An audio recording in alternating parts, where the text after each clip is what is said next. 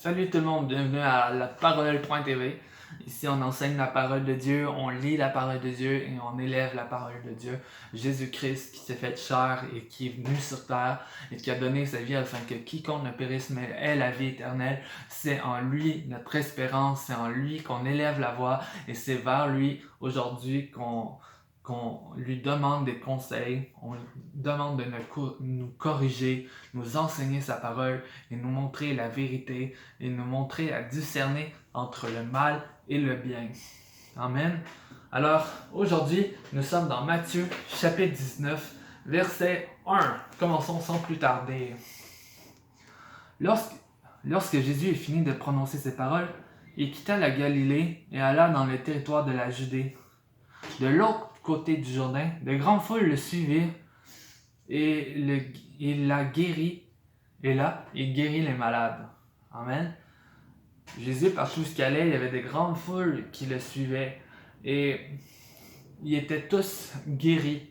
Ils étaient tous rétablis. Il n'y avait pas vraiment d'exception au fait qu'ils soient guéris. T'sais, ils ne choisissaient pas toi, t'es guéri, toi, tu n'es pas guéri.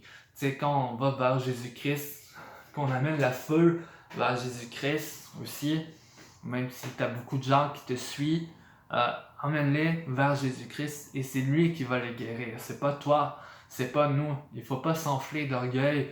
Au contraire, il faut être humble et laisser Dieu agir, laisser Jésus guérir les gens. Et ainsi, on va voir beaucoup de miracles se produire. Amen. Alors, verset 3, les pharisiens l'abordèrent et pour lui tendre un piège, ils lui dirent: est-il permis à un homme de divorcer de sa femme pour n'importe quel motif? Ici, c'est encore les pharisiens, les chefs de l'État, ceux qui sont élevés, viennent piéger Jésus, encore une autre fois. Et plus qu'on va avoir d'influence, plus qu'on va être des gens importants, les chrétiens, les croyants qui sont proches de Jésus, plus que vous allez avoir d'influence, plus que vous allez avoir de la persécution, que les gens vont désirer vous piéger, vous tendre un piège et vous manipuler et vous éloigner de la volonté de Dieu dans votre propre vie. Il faut discerner ces choses-là. C'est pourquoi il est écrit « Veillez et priez ». Jésus a dit « Veillez et priez afin de ne pas tomber dans la tentation ». Il faut faire attention et vraiment être rempli du Saint-Esprit afin de discerner ces pièges qui vont être dans notre propre vie. Alors, continuons au verset 4. Et répondit Jésus: n'avez-vous pas lu que le Créateur, au commencement, a fait l'homme et la femme et qu'il a dit: c'est pourquoi l'homme quittera son père et sa mère et s'attachera à sa femme, les deux ne feront plus qu'un. Ainsi, ils ne sont plus deux, mais ne font qu'un. Que l'homme ne se sépare donc pas de ce que Dieu a uni. Arrêtons ici avant le verset 7. Ce que Dieu a mis dans votre mariage aujourd'hui, au début, dans le plan de Dieu pour l'humanité, c'était pas le divorce. Le divorce, il n'était pas considéré. C'est juste l'unité, c'est juste la communion, la paix entre le couple. Il faut ne faire qu'un. Il ne faut pas juste que tu penses à toi, à ta propre personne en tant qu'homme, mais que tu penses aux besoins de ta femme, ou ta femme, il faut qu'elle pense à tes besoins. Faites aux autres qu'est-ce que vous aimeriez qu'on vous fasse. Ça veut dire qu'il faut que tu fasses ce que toi tu aimerais. Si tu veux que ta femme te porte plus d'intention, mais va vers ta femme et donne-lui-en plus. Et si tu vas en récolter, mais c'est pas dans le but de manipuler, etc. C'est juste dans le but de prendre soin plus de l'autre personne et de lui montrer ton amour afin que votre union soit parfaite et que vous restiez ensemble. Et si vous êtes sur le point de divorcer, mettez vos genoux à terre, demandez au Seigneur de vous aider, de vous trouver des solutions. Et la solution la plus facile, c'est toujours dans le monde, c'est de divorcer. Mais en fait, Dieu veut pas qu'on divorce. C'est pas le plan. Le plan n'est pas là. C'est même pas une option dans ma tête à moi de divorcer avec ma femme.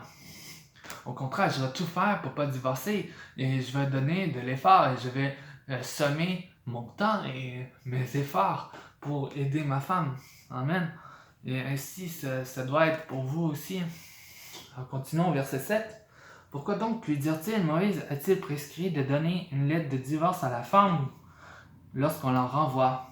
Il leur répondit, c'est à cause de la dureté de votre cœur que Moïse vous a permis de divorcer de vos femmes.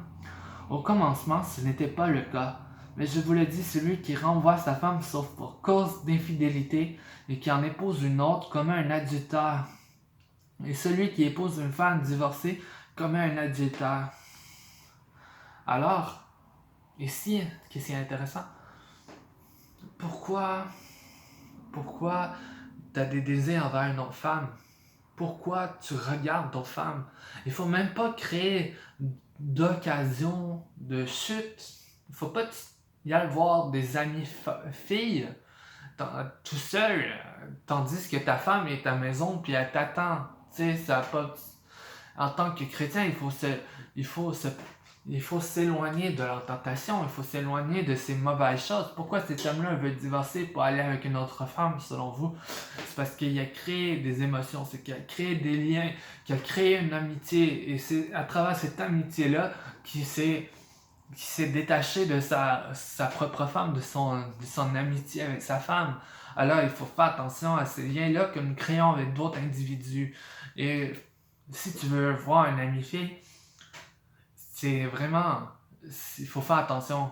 C'est soit de la convoitise.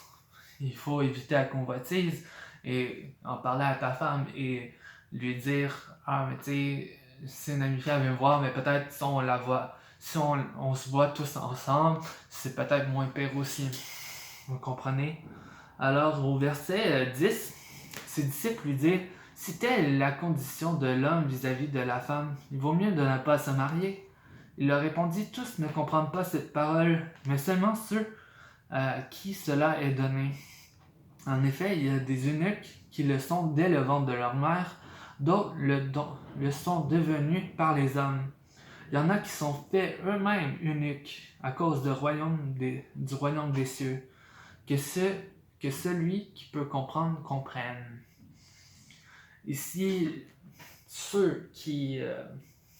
on est habitué avec l'Église catholique, les prêtres, les eunuques, tout eux, ne peuvent pas avoir de femmes, qui selon moi est un désordre carrément spirituel. C'est pourquoi il y a beaucoup de pédophilie, beaucoup de choses qui n'en vont pas à travers l'Église catholique. C'est parce que les prêtres ne peuvent pas avoir de femmes. Et Jésus ici le dit.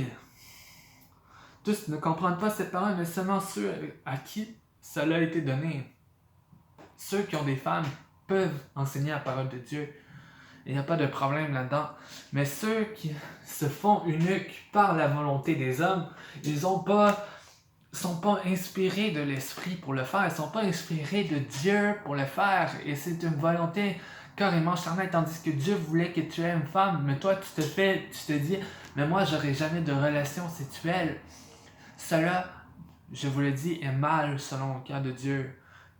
Peut-être Dieu voulait une famille pour toi, mais toi tu as décidé d'être eunuque, immasculé. Mais en fait, c'est pas la volonté de Dieu et c'est totalement permis et on doit ramener ça à travers l'Église. Et les pasteurs ont droit d'avoir des femmes, ont droit d'avoir une famille. Ainsi ils vont comprendre mieux la vie des gens alentour de soi. Si toi, tu n'as pas de famille, si toi, tu n'as pas d'enfants, comment tu peux aider des gens dans ton église qui ont des familles, qui ont des enfants, qui ont... c'est comprenable. Alors, verset 13, Jésus bénit des enfants.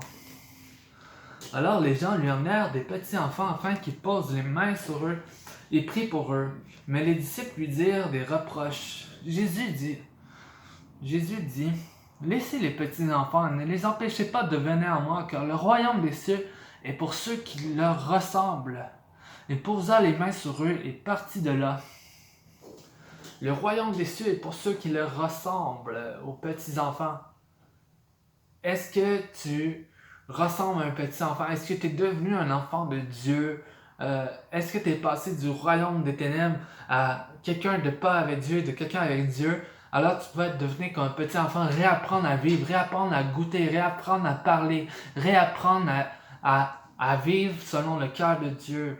Et on doit devenir des enfants en tant que Dieu, devenir des enfants de Dieu. En acceptant Jésus-Christ dans ta propre vie, tu deviens un enfant de Dieu.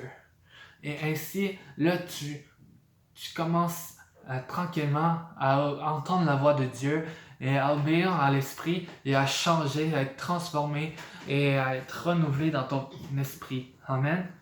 Alors Jésus est l'homme riche. Un homme s'approcha et dit à Jésus, « Bon maître, que dois-je faire de bon pour avoir la vie éternelle? » Il lui répondit, « Pourquoi m'appelles-tu bon? Personne n'est bon, si ce n'est Dieu seul. Si tu veux entrer dans la vie, respecte les commandements. » Lesquels? Lui dit-il. Et Jésus répondit, tu ne commettras pas de meurtre, tu ne commettras pas d'adultère, tu ne commettras pas de vol, tu ne porteras pas de faux témoignages. Honore ton père et ta mère et tu aimeras ton prochain comme toi-même. Le jeune homme lui dit, j'ai respecté tous ces commandements dès ma jeunesse. Que me manque-t-il encore? Jésus lui dit, si tu veux être parfait, va vendre ce que tu possèdes, donne-le aux pauvres, et tu auras un trésor dans le ciel, puis viens et suis-moi. Ainsi, Jésus dit, si tu veux être bon, tu dois obéir aux commandements. Il est dit, les 10 commandements, tu ne commettras pas de meurtre, pas d'adultère, tu ne commettras pas de vol, ton prochain toi-même. Est-ce que vous faites ces choses-là en tant que chrétien? Est-ce que vous commettez des vols? Est-ce que vous mentez? Est-ce que vous avez déjà tué quelqu'un peut-être dans votre cœur? Jésus a dit que ça commence premièrement dans les pensées. Si tu le fais dans tes pensées, c'est que tu vas le faire peut-être en tant que naturellement. Mais ces choses-là, même en tant que chrétien, on ne doit pas faire ces choses-là. La loi n'est pas effacée.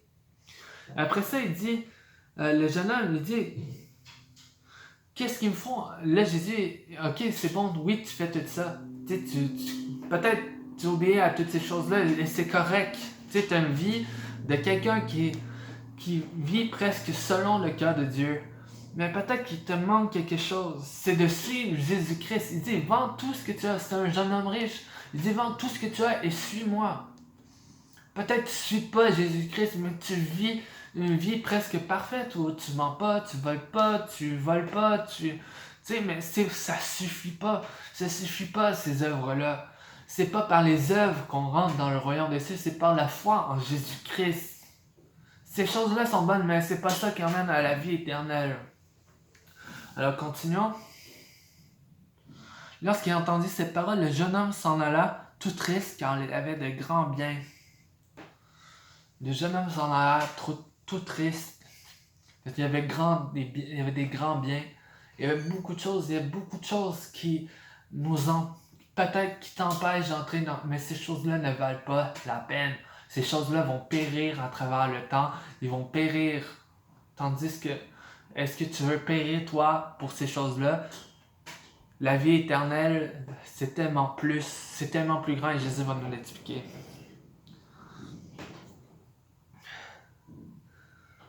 Attendez un peu. Puis après la parole, il dit, nous avons... Ouais, ok.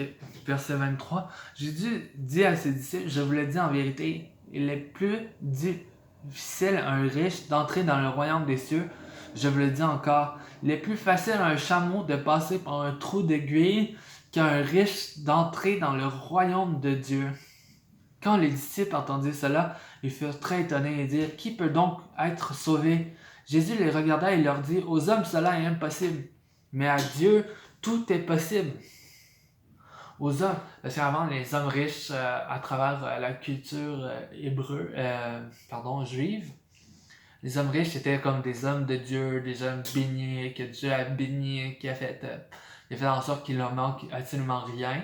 Et c'était une preuve que Dieu est avec eux. Mais en fait, là, Jésus vient leur enlever cette idée-là. Qui peut donc être sauvé? Pour l'homme, c'est impossible. Pour moi, c'est impossible de me sauver moi-même. Mais pour Dieu, c'est possible. Il est possible pour Dieu de te sauver, toi, et de t'enlever de la mort, du fléau, du jugement dernier aussi. Amen. Alors, verset 27, Pierre prit alors la parole et dit, voici, nous avons tout quitté, nous t'avons suivi. Que se passerait-il pour nous? Jésus répondit, je vous le dis en vérité, quand le Fils de l'homme, au renouvellement de toutes choses, sera assis sous son trône de gloire, vous qui m'avez suivi, vous serez de même assis sur 12 trônes et vous jugerez les 12 tribus. Et toute personne qui aura quitté à cause de moi ses maisons ou ses frères ou sœurs, son père, sa mère, sa femme, ses enfants ou ses terres, recevra le centuple et héritera de la vie éternelle. Bien des premiers seront les derniers et bien des derniers seront les premiers. Ce que vous perdez maintenant pour Jésus-Christ, ce que vous abandonnez du monde, vous allez recevoir centuple. C'est même pas équivalent. C'était là, tu dis même pas presque, puis tu vas là. C'est incroyable. Et nous, on veut pas ça. Je comprends pas les hommes riches, je comprends pas pourquoi on donnerait pas notre vie pour Jésus-Christ quand on sait ce qui nous attend après, ce que la vie éternelle a à nous offrir, les coupures qu'on fait maintenant, les sacrifices qu'on fait maintenant, les choses qu'on fait pour Dieu maintenant, peut-être sont dures à faire, peut-être c'est des choses dures à abandonner, mais finalement, on va recevoir centuple dans le royaume de Dieu. C'est incroyable, non? Et nous, parce qu'on n'est pas capable de voir, on n'est pas capable de concevoir, mais moi je crois à cette parole-là et je mets mon espérance en cette parole-là. Je sais ça vaut pas rien ce que je fais pour Jésus-Christ. Ça vaut pas rien, c'est même plus que de leur obéir à Dieu, c'est la chose la plus importante qu'on doit faire dans notre propre vie.